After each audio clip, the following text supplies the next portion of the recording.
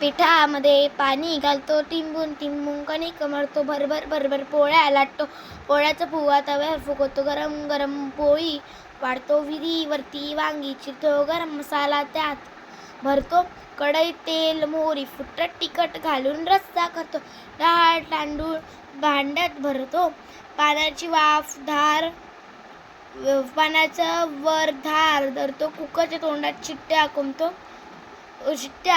स्वयंपाक झाला जाहीर करतो, स्वयंपाक माझा डब्यात मावतो, तरीही काही पोटभर जेवतो,